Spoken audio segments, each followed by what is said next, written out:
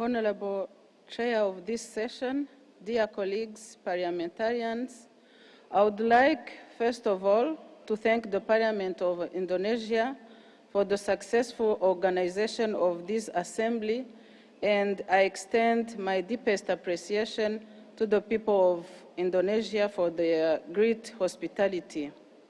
Let me use this opportunity to thank also the leadership of IPU for choosing getting to zero, mobilizing parliaments to act on climate change as the theme of this assembly.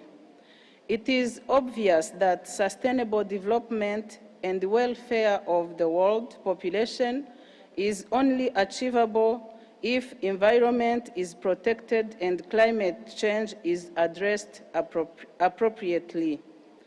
Excellencies, Rwanda is committed to be a country that has a clean and healthy environment with resilience to climate variability in order to support a high quality of life for the citizen.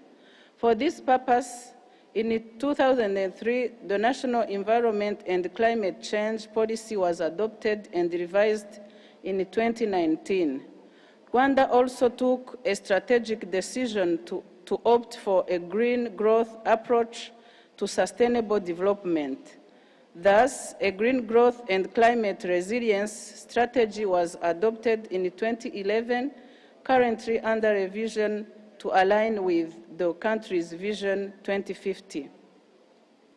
On international level, United Nations Environment Assembly 5 currently adopted a resolution drafted by Rwanda and Peru to begin the process of creating an international legally binding agreement to end plastic pollution.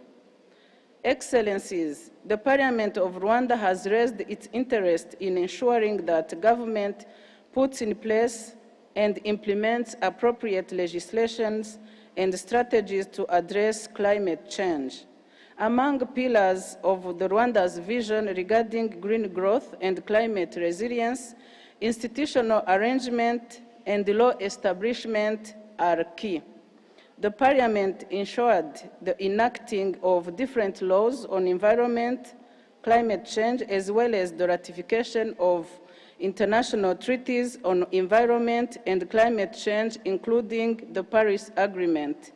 Among the adopted laws are the law governing the preservation of air quality and the prevention of air pollution in Rwanda, law relating to the prohibition of manufacturing, importation, use, and sale of plastic, carry bags, and single-use plastic items, to name just a few.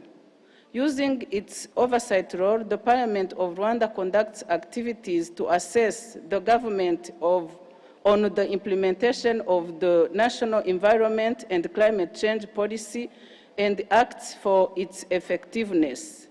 In addition, a robust institutional framework was put in place to address all matters related to environment and climate change. A national fund for environment, a green fund, was established to ensure financing of projects providing solutions to environmental and climate change problems. Rwanda is one of the pioneer countries for the Task Force on Access to Climate Finance. With current challenges related to COVID-19 pandemic, it is evident that we are urged to stick to principles of green growth and sustainable use of resources in the country's development agenda, and the role of parliaments is crucial. I'm convinced that Parliament's efforts to support government to combat climate change will generate considerable results towards building prosperity on a safe planet for resilient people. Let's have takeaways that will feed in ongoing actions towards successful implementation of COP26 recommendations and appropriate preparations of future climate negotiations to ensure we shift focus from talks to action where it matters most. In conclusion, while Rwanda looks forward to welcoming you all in Kigali in October 2022 for the 145th IPU Assembly, stay safe and healthy. I thank you for your kind attention.